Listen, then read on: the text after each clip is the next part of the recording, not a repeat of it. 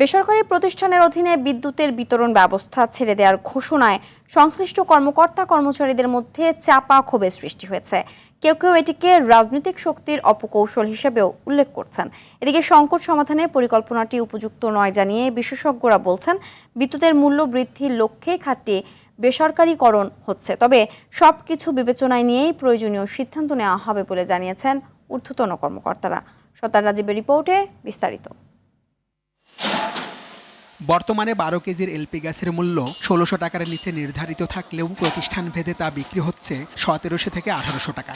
কোনো সময় কৃত্রিম সংকটে সিলিন্ডার প্রতি বাড়তি নেওয়া হয় আরও অন্তত 3 থেকে 400 টাকা। বেসরকারিভাবে এলপিজি সরবরাহ ব্যবস্থা থাকায় বরাবরই সরকারি নির্দেশনার কোনো তোয়াক্কাই করা হচ্ছে না। গত 2-3 মাস আগে তো আমরা কোম্পানির রেটে বিক্রি করতে পারছি না।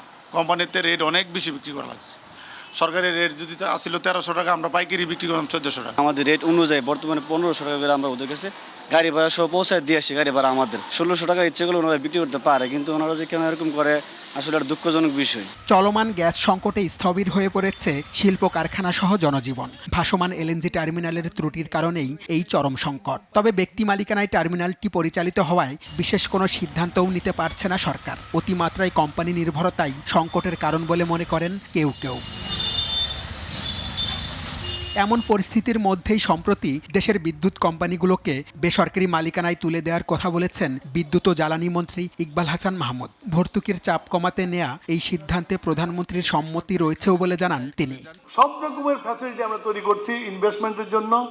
আর আমাদের প্রধানমন্ত্রী উনি বলেন যে এনাফ ইজ এনাফ, সরকারি পয়সা কিছু করেন না, প্রাইভেটকে দিয়ে দেন, প্রাইভেট চালাকেরা। পাশেই দেখেন না, কলকাতাতে গোয়েঙ্কারা চালাচ্ছে, বোম্বেতে আপনার রিলায়েন্স চালাচ্ছে। তবে নিয়ন্ত্রণ ব্যবস্থাপনা ঠিক না করে বিতরণ কার্যক্রম বেসরকারীকরণ করা হলে গ্রাহক ভোগান্তি বাড়ার পাশাপাশি ব্যয় বেড়ে যাওয়ার শঙ্কায় বিশেষজ্ঞরা।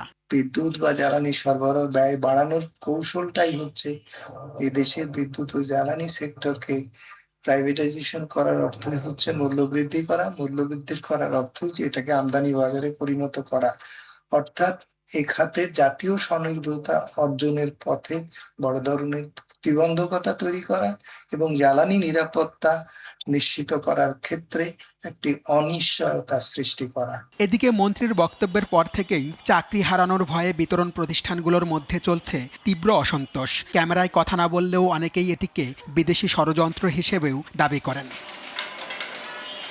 তবে এ বিষয়ে কোনো মন্তব্য করেননি বিদ্যুৎ উন্নয়ন বোর্ডের চেয়ারম্যান। এটা বলার মতো সিচুয়েশন যখন আসবে তখন বলবো। এই মুহূর্তে ভেরি প্রিলিমিনারি স্টেজে আছে বিদায় এই বিষয়ে বিশদ কিছু বলা সম্ভব হচ্ছে না আর কি। সময় মতো আপনারা জানবেন। জনস্বার্থ বিবেচনায় এই পরিকল্পনা থেকে আপাতত সরে আসার তথ্য জানিয়েছেন নাম প্রকাশে অনিচ্ছুক বিদ্যুৎ বিভাগের একাধিক কর্মকর্তা। সর্দার রাজীব আর টিভি, ঢাকা।